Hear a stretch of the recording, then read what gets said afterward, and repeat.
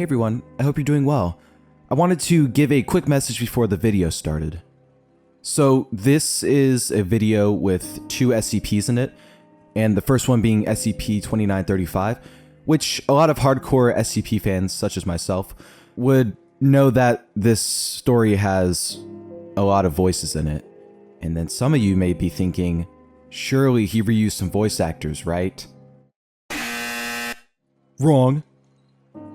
So I casted a total of 13 voice actors to play every single character that had dialogue in this story. So it wouldn't be a We Try Horror video without me shouting each and every one of them out. So, to begin, thank you Badger for playing Agent Juno, and also welcome to the channel. Thank you Nightmares Nightly for playing Agent Devon, good to have you on again.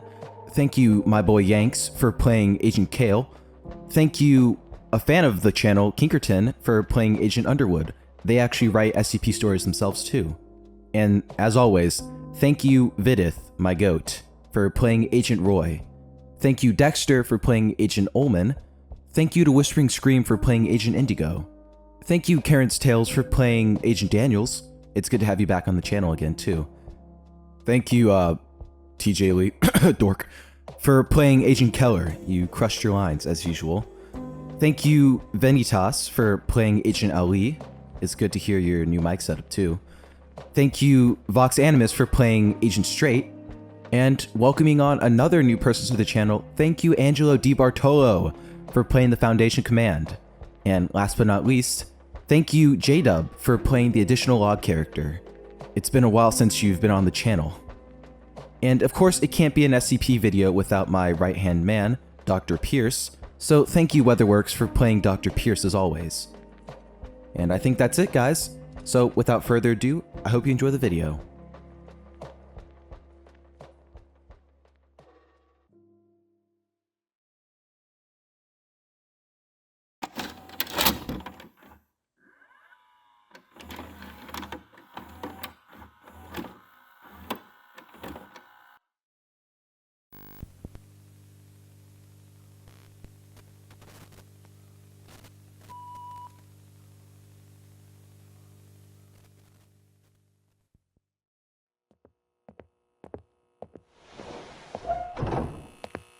Finally got our equipment back. Took them long enough. You know they were working as hard as they could to retrieve it, correct? And you would think that we would be higher on their priority list by now, right? After all the work we've been doing, it's crazy that we're still just a little piece of gum on the bottom of their shoe. We don't need to go down a rabbit hole right now. Pierce, we have more important things to get done. Only emphasized by our deadlines coming up. Just because somebody had to rip our stuff away into their little crying corner. I will say though, a janitor's closet out of all places. And to think, we walk past it almost every day.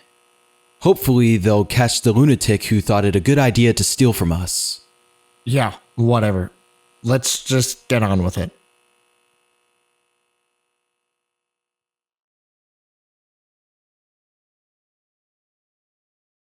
Greetings, everyone. It's good to be back.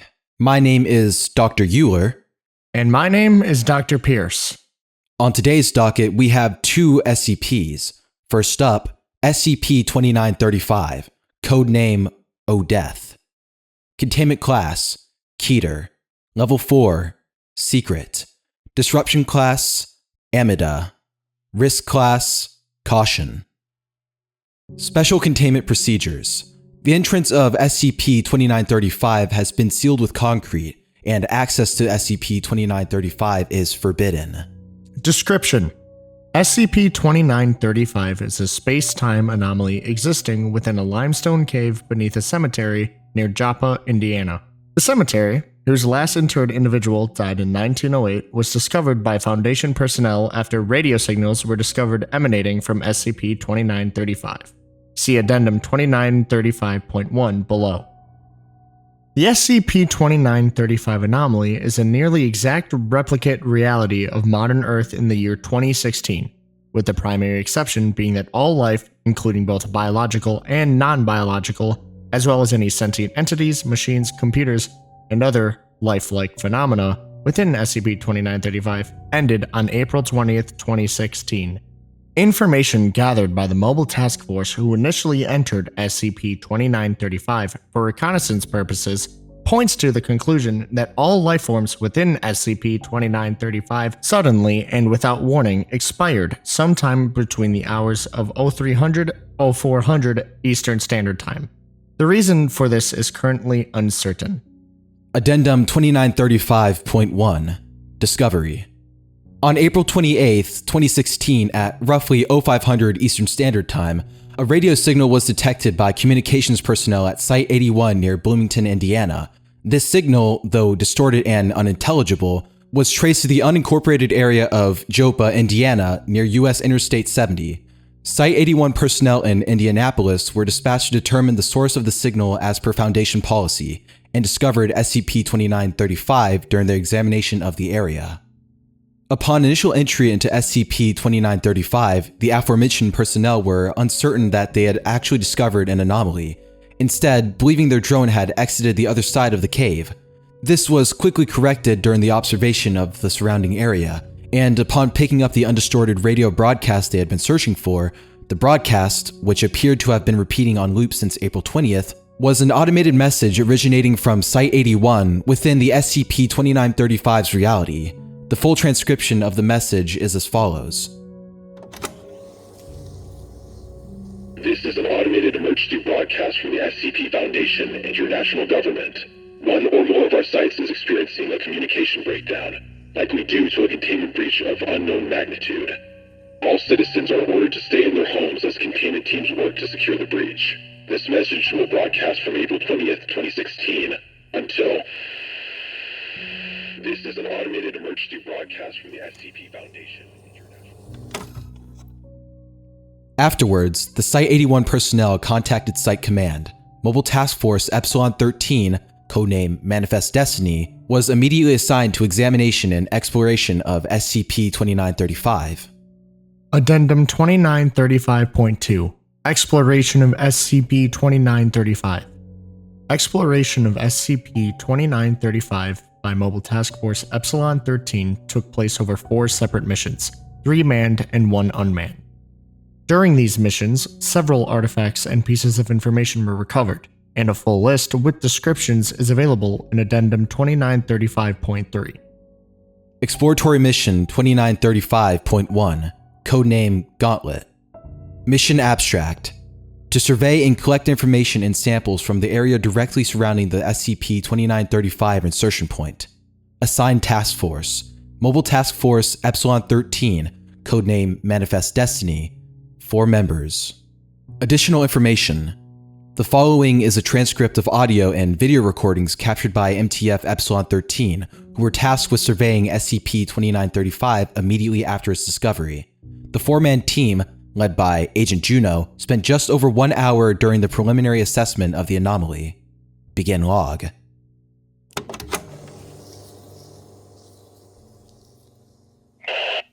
Mic's on. Check. Check. Check. Command. We hear you. Confirm that all agents are at the insertion point. Confirmed. All right. Proceed with insertion. Don't take any chances in there. We have no idea what you're going to see. Understood. Moving in. Mobile Task Force Epsilon 13 team enters SCP-2935. Travel through the cave system takes roughly 15 minutes, after which the team emerges on the opposite side of SCP-2935. After cameras adjust to sunlight, the surrounding landscape is visible.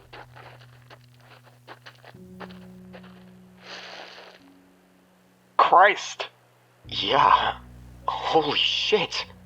Confirm what we're seeing in there, lead. Yeah, looks like a total lack of living vegetation. Trees, grasses, everything looks dead.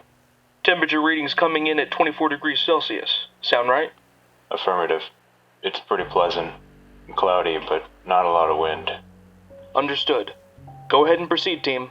Look for any housing. Is this the area we just left? We're trying to confirm that. Can you identify anything nearby? If we go up this ridge, there should be a road there. The one we came in on. Let's head that way. Team moves up nearby ridge. Yep, that's the road. Command, hard to say for certain yet, but preliminary observation points to this being the same locality as our side of the cave. Understood. Proceed with caution. Understood. Team moves north on the nearby road. After roughly 2 kilometers of travel, team encounters a farmhouse. 2 cars sit outside. Command, there's a house over here. Going to check it out. Understood. Team lead, have Underwood set up that broadcast relay you've got? We want to try to respond to that signal. Got that, Command. I'll set it up now. Alright, let's move in. Team moves to the front door of the farmhouse. The door is unlocked. Front parlor is vacant, and Agent Kael confirms that power still works within the structure. Agents move for the kitchen. Jesus Christ, what? 3 adult corpses, 2 female and 1 male, are seated at a table within the kitchen. A 4th corpse, a male child, lays nearby. Command, you can see this? We can. Can you confirm the life signs in any of those individuals? I can. The adult male is dead, and the female to his right, and to his left, and the child also dead. This had to be pretty recent. No signs of decom. God, this is pretty fucked up. There's a newspaper on the table. April 19th, 2016. Hendricks County Flyer. Command, can you confirm the headline? One moment, team. Dinner. Look, chicken, mashed potatoes, green beans. Confirming that headline. It's accurate with that newspaper on that date. What the fuck? I mean, it's stale, but there's no... Wall clock says the date is April 28th, 2016. That's today. Same time, too. 0945. Same as my time. How long have they been here? Boss, look, the food. What about it? It's covered in dust. They are too. They've been here for a while, but the food, it's all stale, but it's not rotten. That chicken should be covered in mold by now, but there's nothing. See, even the potatoes. Yeah, I see it. Team, we want to get some samples. Some of that food, samples from the individuals in the room. Hair, skin, fluids if you can get them. Any electronics in the room? There's a laptop on a desk in the next room. A smartphone in that woman's pocket. Yeah. The battery is dead. Collect it. See if there's anything else of note nearby, and get back outside. We don't want to keep you over there for too long until we know more about that environment. Agent Kael collects biological samples from the corpses, as well as the food on the table. Agent Juno surveys the rest of the home. Agent Devon moves to the living room and turns on a television. TV works, just flipping around. There's not a whole lot other than test signals. Fuck me. Shit, boss, come here. What have you got? I think it's... the Home Shopping Network. Look. Television shows the set of the Home Shopping Network. 2 individuals are on screen, one laying near an empty chair and the other facing the camera directly. Neither individual is moving. Backdrop has been burned. Automatic fire suppression system seems to have been triggered, and red emergency lights flash off screen. Marquee at the bottom of the screen scrolls as usual. Date reads April 28th, 2016. Alright, yeah. Let's get out of here. Kael, come on. We're moving. Team leaves the house and rendezvous with Agent Underwood, who is finishing setting up the broadcast relay. After an additional 15 minutes, Mobile Task Force Epsilon 13 returns to SCP-2935's insertion point. Before returning, Agent Kael collects samples of nearby vegetation for study. You know what I just realized, boss? What's that? It's summer in the Midwest. Do you feel like anything is missing? What do you mean? Listen. There's nothing. No birds, no insects, no car noise. Nothing. Just the wind. It's so goddamn quiet.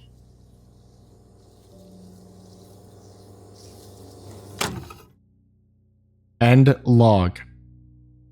Note: at the conclusion of this mission, team returned to the SCP-2935 access point. However, team was then given instructions to stay within SCP-2935 and establish a forward camp, and to await additional members of Mobile Task Force Epsilon-13. Exploratory Mission 2935.2, codename Overland. Mission Abstract: to gain access to a Foundation site, Site 81, and attempt to retrieve information from the Foundation server therein, and establish a forward camp there. Assigned Task Force: Mobile Task Force Epsilon-13, codename Manifest Destiny, 16 members. Additional information: the following is a transcript of audio and video recordings captured by MTF Epsilon-13. The 16-person recovery team, led by Agents Juno and Roy, were given instructions to commandeer functional vehicles within SCP-2935 and reach Site 81. Extraneous or non-pertinent dialogue has been removed. For full records, please contact the Site 81 administration. Begin log.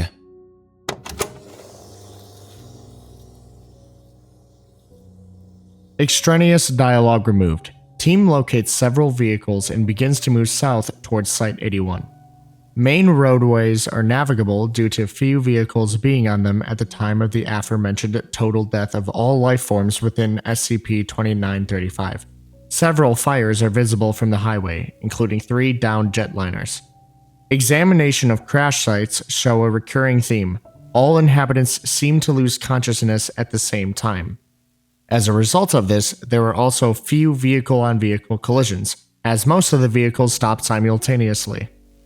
Upon reaching Bloomington, Mobile Task Force Epsilon-13 split into 2 separate teams, one led by Agent Roy, which would move directly to Site 81, and another led by Agent Juno, which would attempt to access the off-site deep storage server bank.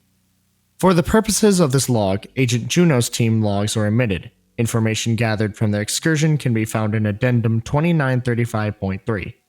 Agent Roy's team approaches Site 81 main access point beneath the Lake Monroe Reservoir Dam. Access elevators confirmed as operational, and the team descends to the entry level.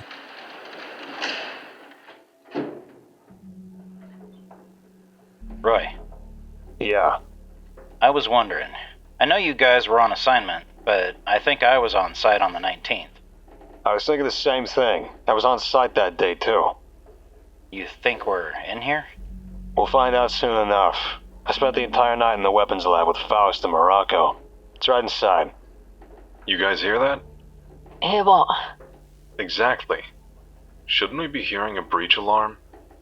Not necessarily. Breach alarms are automated, but only if any of the containment cells trigger it. Otherwise, they have to be executed manually. Somebody had to have gotten to the office to start the emergency broadcast.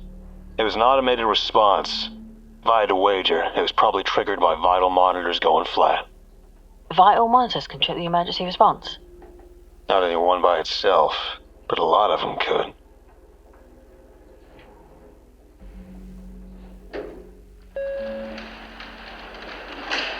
Here we are. Team departs elevator. Primary access gate of Site 81 is visible. All lights continue to function. Lockdown status is visually confirmed. Keller, get that door open. Careful, everyone.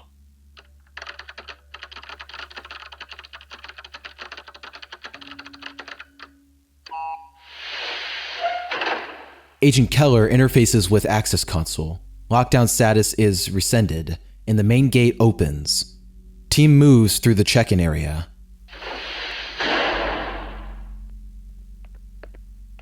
Alright, team. Let's check the front offices. Head right.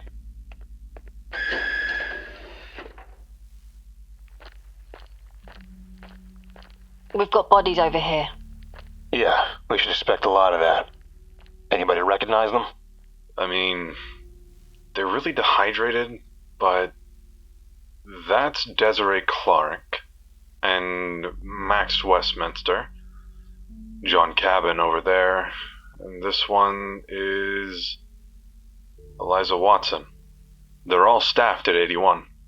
And probably working that day, too. Anybody know what time they mark off their calendars in the office? Not until first shift shows up. 8 a.m. local? Makes sense. Last check-off is April 19th. Keller, patch into the system again and try to figure out what triggered the emergency broadcast. Olmann, you and Indigo go check the break room over there. See if... I don't know. Boss? Sorry. Shit. I wasn't expecting this. Not like this, anyway. I thought it would be messier. Breaches usually are, but this is... Clean. I mean, they're pretty obviously corpses, but they're clean. No blood, slight post-mortem excretions, but it's all dried up at this point. You think it was a disease? Let's get some samples, swab services, use Indigo's kit to check for microbes. Juno's boys found a house without a trace of them, and Command wants to know if that's consistent. Be careful not to contaminate any surfaces that you're collecting from. Keep your suits on, don't deglove, etc. Right. Let's move. Radio in if you find anything. Will do. Agents Olmann and Indigo move to break room. Several other corpses are discovered during examination of the area. Agent Keller interfaces again with the Site-81 control system. Agents Ollie, Straight, and Daniels leave front office to collect samples from the nearby cafeteria. Got it. What's this say? Looks like the system was triggered at 0400 hours during a routine vitals check. Apparently there was a malfunction, or rather, the system thought there was a malfunction. All of the vital transmitters had stopped responding since the last check. That doesn't throw up a breach alarm? No, I don't think so. It would probably ping maintenance first, and then system command, and then sat command? If nobody responded, it would probably trigger a message to 17, and if that went ignored, maybe Overwatch command. After those all timed out, it dropped into the automated failsafe, locked down the site, and began broadcasting for help. Then it waited. Waited for what? A response from another site, or literally anybody on staff. I think even level 1s can rescind timeout lockdowns. Hypothetical though. I've never seen it used like that. So nobody came calling? Nobody but us. A couple days later. Oh, what about the AICs? Alexandra's patched into this site, didn't she? Maybe they're still here. Good point. There we go. Alexandra.aic is currently running. That's good. I'll wake her up. Alexandra, can you hear me? Alexandra, this is James Keller. Are you awake? Try the text interface. Nothing. It says the program is still running, but no response at all. I'll try... Huh. Nothing from Thorn either. They've all gone quiet. That's odd. Will us being here wake the other sites up since we rescinded 81's lockdown? Assuming they're all in the same lockdown as this one, maybe? No doubt some of them are protocols that require somebody to be on site to break a lockdown. I know Site-27 does, but they've got a pretty substantial Keter wing. Of course, we could get to Overwatch and unlock them that way. I know that they can remotely rescind security measures at all the sites. Do you know where Overwatch is? No. Do you? No. Hey, boss. We're, Where are you, Olmann? We're in the weapons lab. Ah. We can just collect the samples and lock up after... No. I want to see it. We'll be right there. Agents Roy and Keller move to Site-81 weapons lab. Agents Olmann and Indigo stand just inside the door. Let's have a look. Boss, It's not me in there. I'm me. You think I'm worried about what happens inside of an anomaly? We've all seen all kinds of crazy shit. Places that mess with your head or whatever. Seeing my own corpse isn't gonna ruin my day. Team enters weapon lab. Agents Morocco and Faust are laying near a lab bench. The corpse of Dr. Rogers is collapsed near the door to the firing range. Room is otherwise empty, though covered in dust. Where is it? Agent Olmann leads team to the door to the firing range. Inside, the range is empty, except for a single corpse at the far end of the room laying on the floor. We've collected samples and I had a chance to look at a few under a scope. 100% cell death in every single one. We'll have to get these back to Bio in order to do a more thorough investigation. But I've never seen anything like it. Yeah, we will. Agent Roy pauses over the corpse of Agent Roy. He reaches down and turns the corpse over, revealing the firearm that Agent Roy had been testing. They are obviously not rotten or anything. You can barely even smell them. None of the biological processes that break down a body after death seem to have kicked in because, well, somewhere along the line there stopped being biological processes. They're just dried out now. I see that. I remember this. I was only testing this for a little while. They'll be able to find it on security footage, nail down what time it's all happened. See if it's consistent with everything else. Right. Okay, so we should probably check on our senior staff. I think Dr. Actus likes to get to bed by 9, so he'll probably be in his quarters. We're already there. He's gone. The rest of them are too.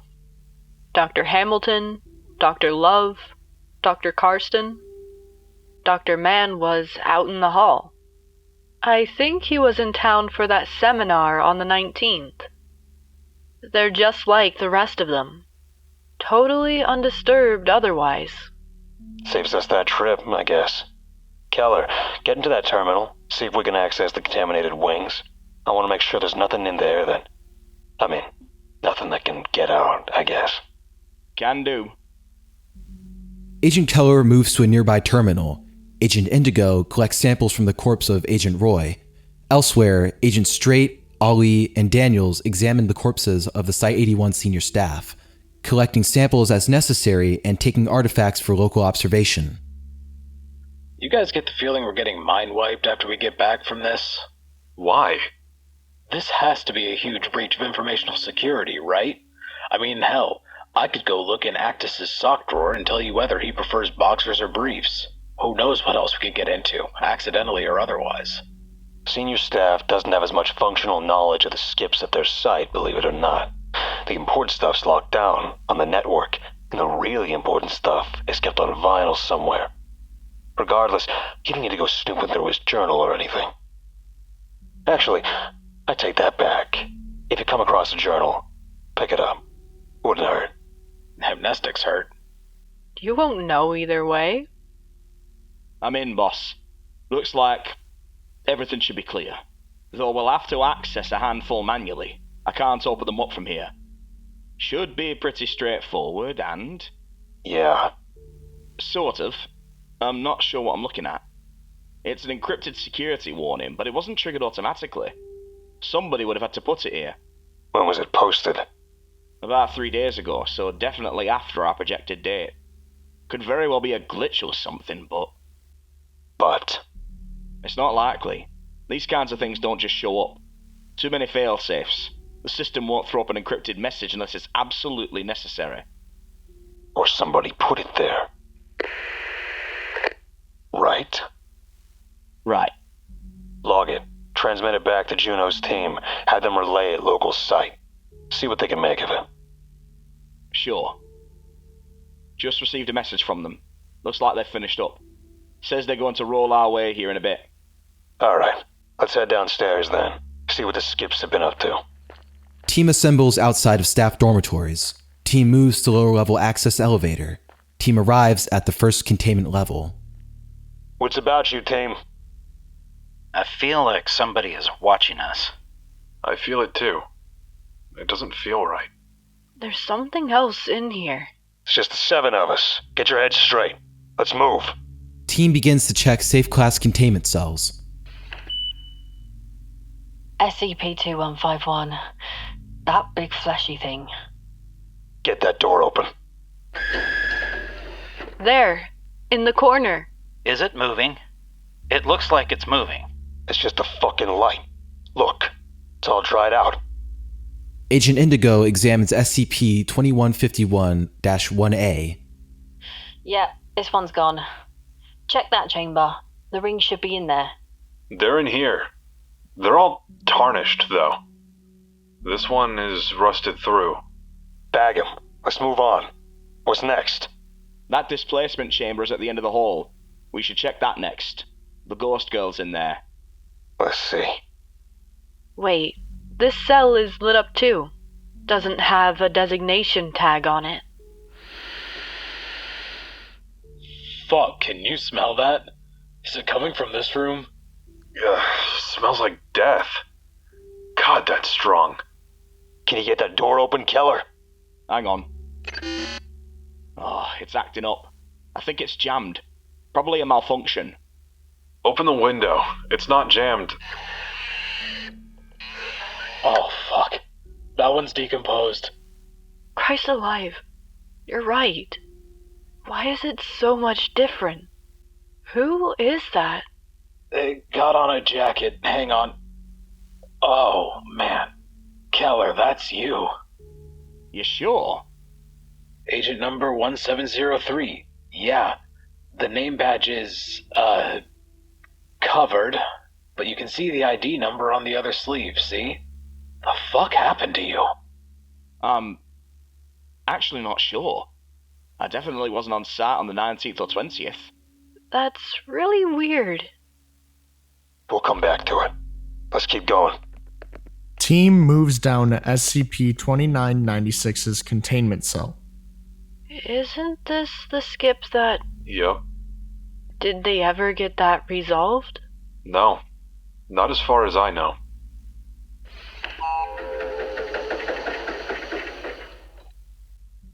Fuck. Is the displacement chamber still functional? Looks like it. So what's that all over the inside of the chamber? If I had to guess, I'd say that's Ghost Girl. Did she explode? Maybe had an adverse reaction to dying twice. Can we get the chamber open? I'd advise against it. Our suits aren't rated for whatever it is in there. You should see the monstrosities they have to wear when they go in to clean this thing. Fair enough. Let's keep looking. Team continues to check containment cells, all with similar results. All biological anomalous entities are confirmed to have perished, while non-biological artifacts or entities had become inert. This continues for an additional hour. Something just occurred to me, boss. Yeah. Did you get that memo a few months ago? About them moving that skip to 19? The lizard. Yeah, I was assigned to that job. It passed through 81 on the way there. It did. Was only here a few days. Wait, what lizard? Which days? Downstairs. Come on. Team moves to the lowest containment level. Agent Keller rescinds lockdown status on Containment Wing. Most cells are rated for Euclid and Keter class entities, but are empty. They moved the lizard here and didn't tell site staff? Only essential personnel. Staff tend to get nervous. Wonder why. Quiet. Maybe just around this corner. There. Team faces a containment cell. Green indicator light is lit, indicating that the containment cell is active. Get the door, Keller. Hey, boss, hang on. If we open that door and it's still, the way it usually is, then... We're fucked. I know.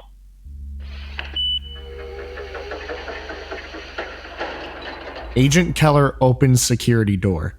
Team enters containment cell. Within the cell is a large steel container. A tank of acid sits above the tank, as do several other containment-oriented machines. There's a door over here. Roy,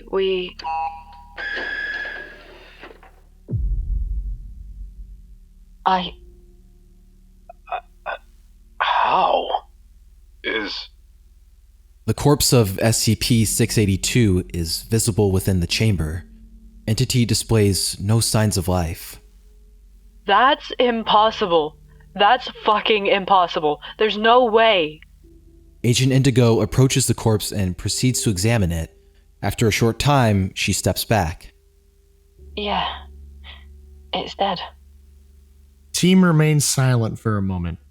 Agent Ali runs his hands across his head. I'm suddenly feeling weird about this place too, team.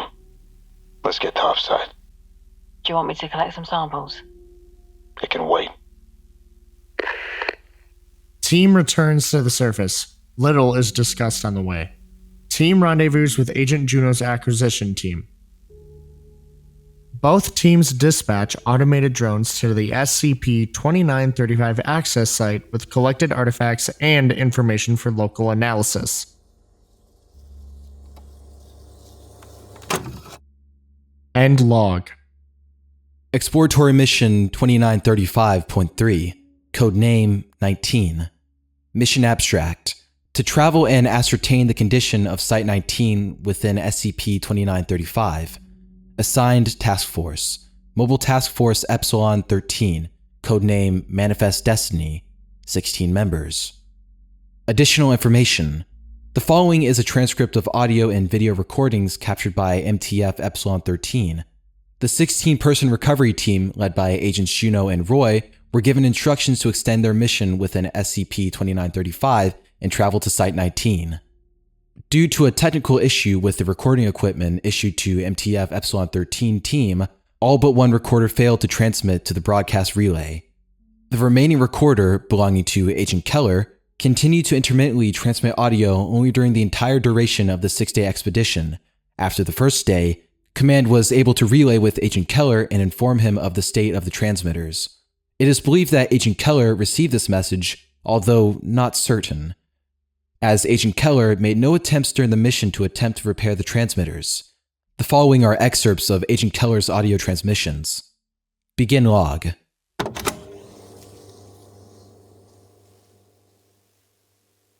Southwest of here. Hang on. There we go. There are a lot of system messages in here. Looks like a lot of sites were trying to automatically contact 19 for assistance. I think some of these sites I haven't even heard of. That one might even be same as the transmitters at 81. Yeah, but this one doesn't do an hourly check. Just pings them all every few seconds. All 113 hours. So that would be 3:13 EST. That fits our projected timetable. Power failure. There's nobody down there to change the fuel cells, so it'll probably just shred them and wait for new ones. No lights until then. Not the right kind of engineer. Sorry. Should be one down the hall. Yeah, he's dead. I assume, since I'm still standing here, it's not working anymore. All you have to do is touch it. Bag it. Throw a sticker on it. Let them know the amulet won't do anything to them. Hang on. Doors up. I think that used to be Dr. Cimmerian. That was a bad place to stand. Understatement of the year. I'm having trouble getting... Our connection isn't great down here. Broken. Just like the mask was earlier. No, you can blink, it's fine. Hello? SCP-079? Are you awake? Nothing. That answers that. What were you expecting? Drone's here. I'm gonna go send it back to the access point. It'll just be a minute. Just checking to see if there are any other messages we should know about.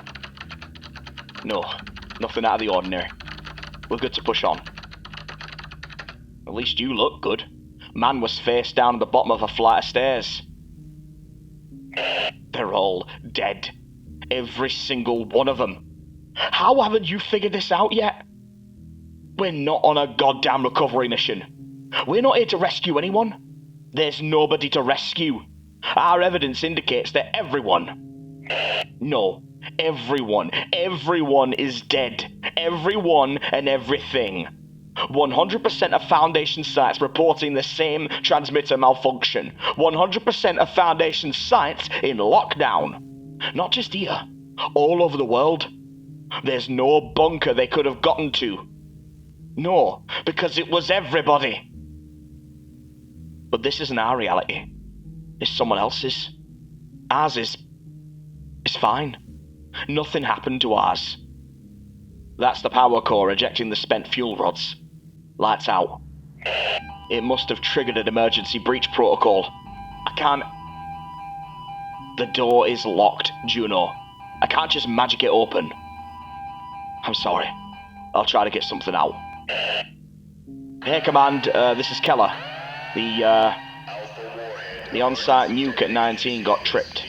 We're locked in down here, and Kael wants you to tell Anita that he loves her.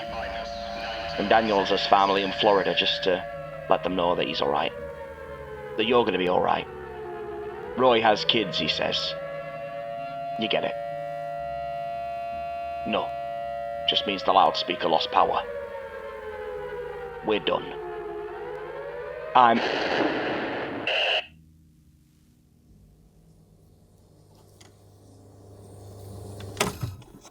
End log. Exploratory Mission 2935.4. Codename Emptiness.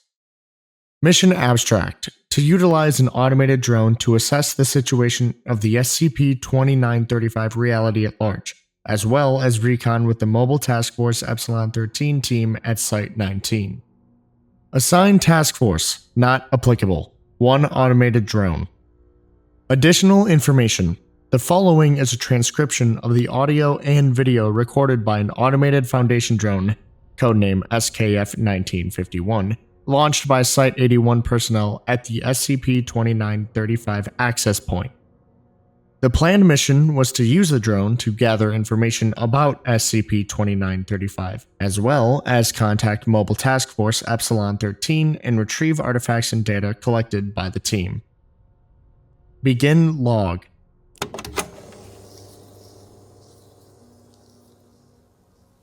Drone moves from access point onto nearby road, which it uses as a runway for takeoff. Drone ascends to an altitude of 3 kilometers. From this height, the surrounding area is clearly visible. The entire region is completely devoid of all forms of biological life.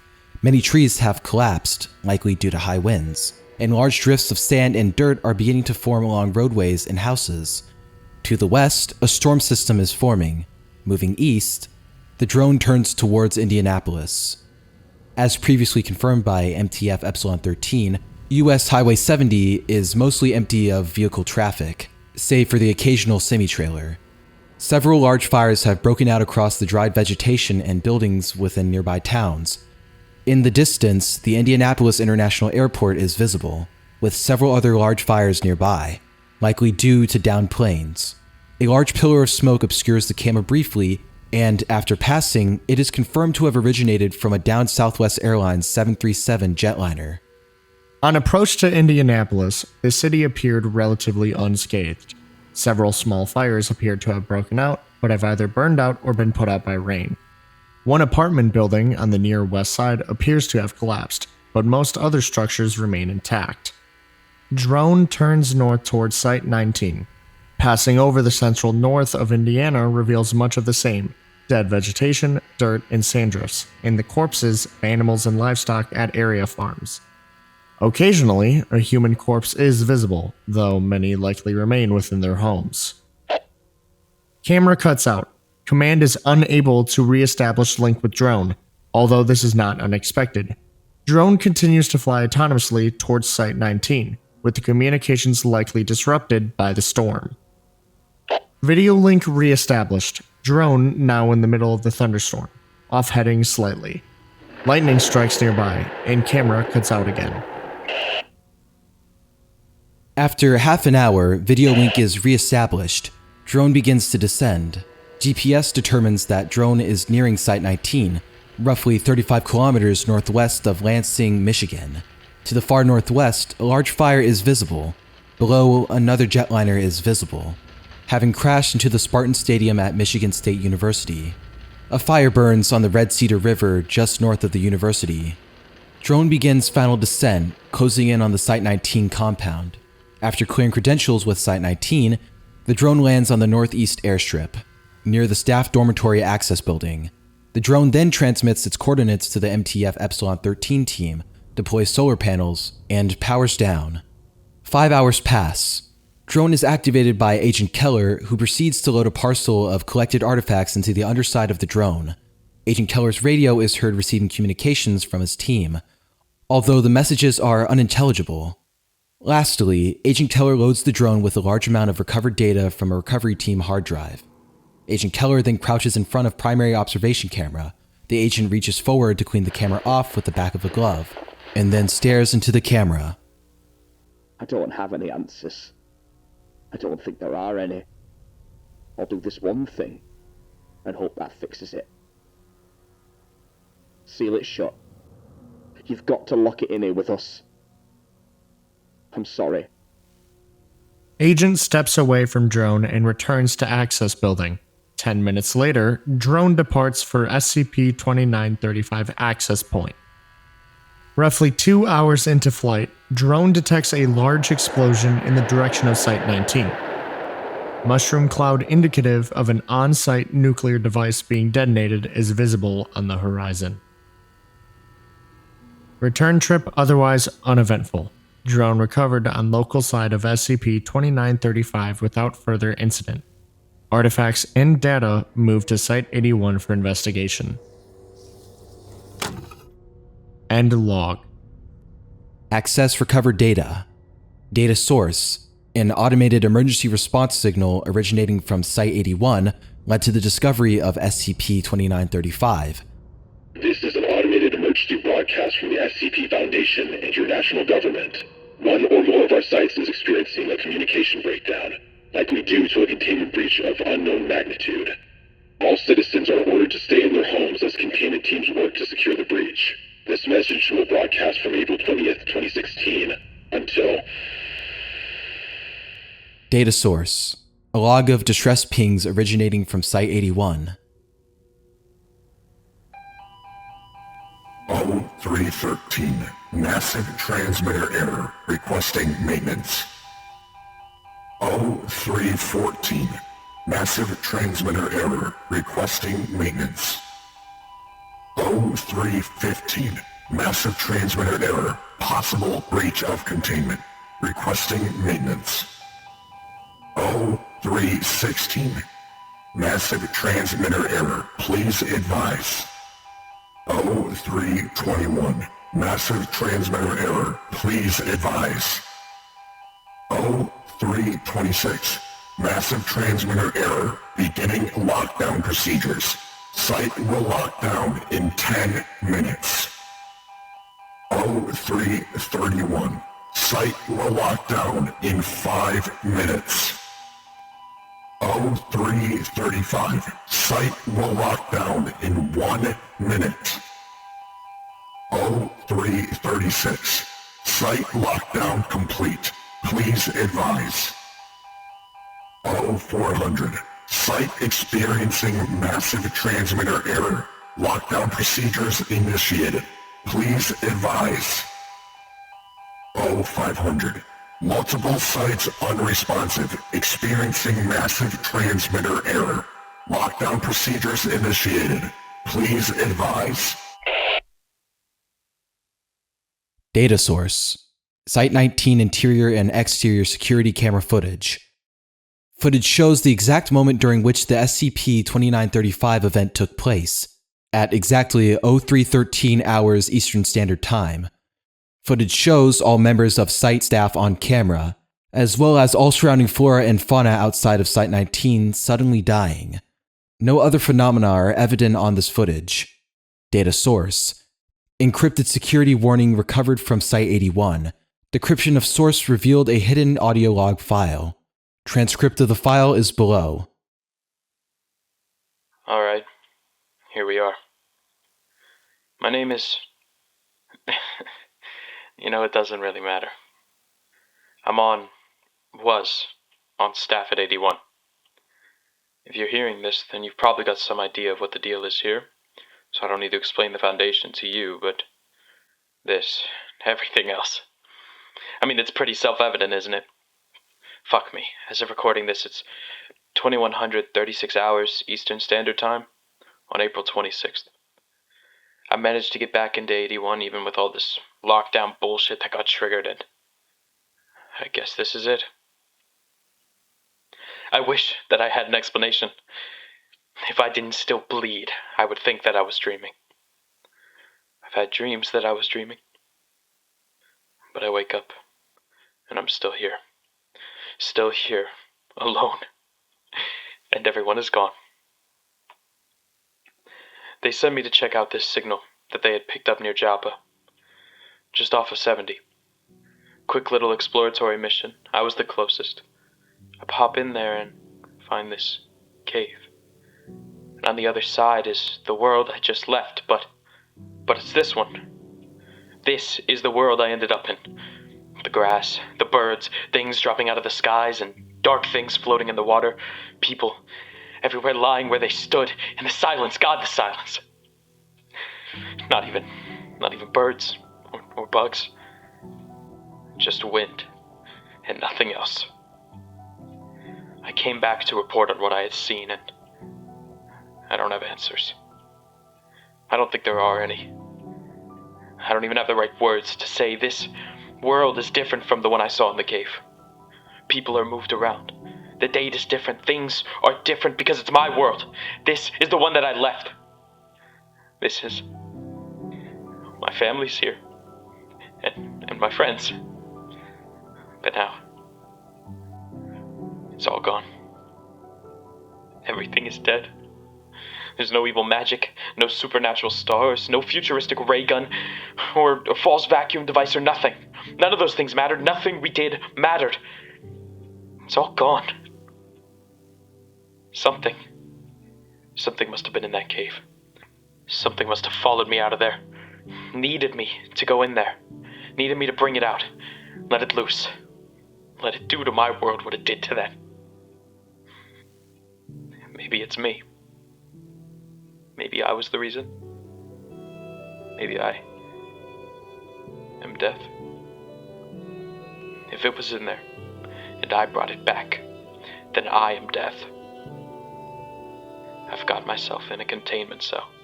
I jammed the goddamn door shut. I'm going to put a bullet in between my eyes. Everyone else is dead. What's one more?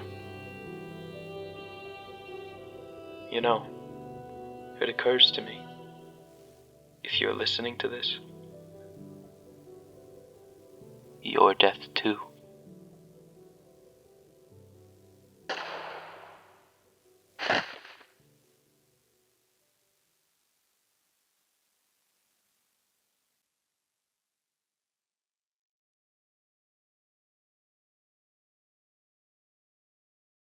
Last on the docket, SCP-8640, Object Class, Neutralized. Special Containment Procedures. As SCP-8640 has not manifested since 1996, no active procedures are necessary. Description: SCP-8640 refers to an anomalous spectral entity that resided in researcher James Xavier's childhood home at 10672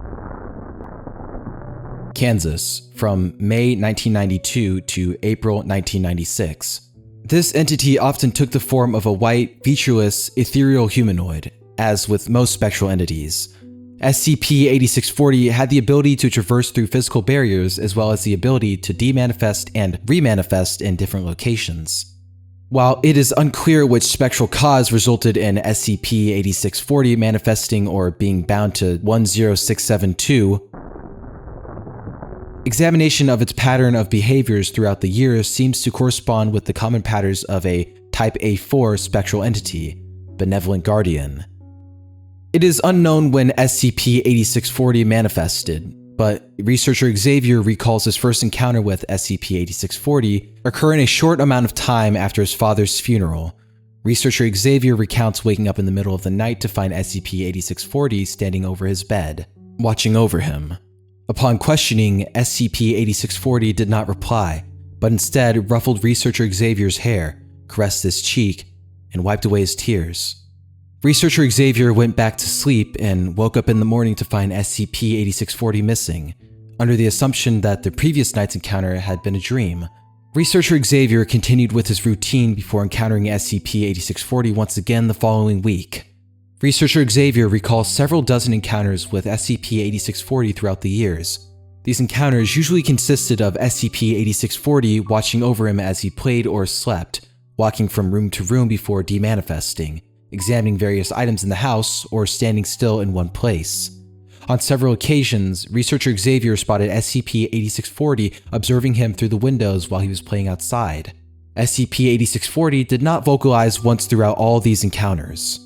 Researcher Xavier's last encounter with 8640 was in April 1996. After a game of hide-and-seek, SCP-8640 stared at him for several minutes before standing up, waving goodbye, and walking towards the kitchen. When Researcher Xavier entered the kitchen, SCP-8640 was no longer there. Researcher Xavier and his mother moved away the following week. In 2014, Researcher Xavier submitted a paper regarding his experiences with SCP-8640 to the Department of Spectrology.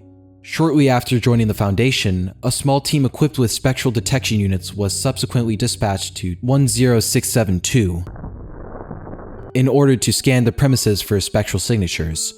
However, the team failed to produce evidence of recent spectral habitation. It was then concluded that SCP-8640 had somehow fulfilled its spectral cause through its interactions with Researcher Xavier, and had self-neutralized through final demanifestation. SCP-8640 was reclassified as neutralized. Addendum 8640-A. The following is an excerpt of Researcher James Xavier's account regarding SCP-8640, originally submitted to the Department of Spectrology.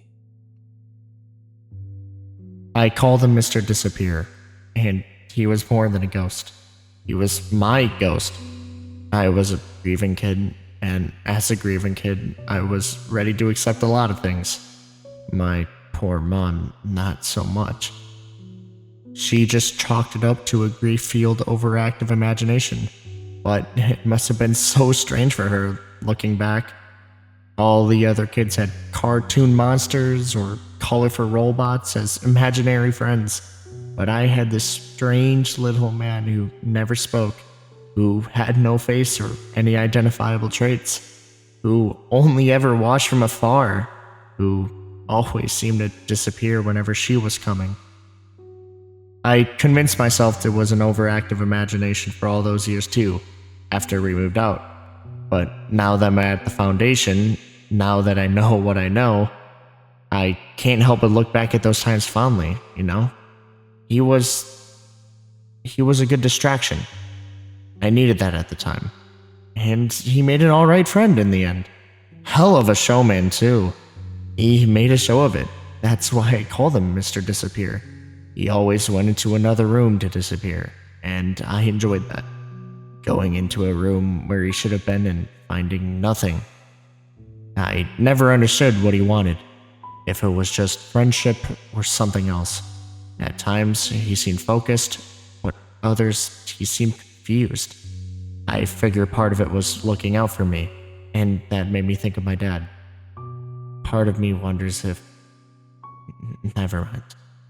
In the end, since he disappeared, I figure he got what he came for, right? Still, weirdly enough, I kind of miss him.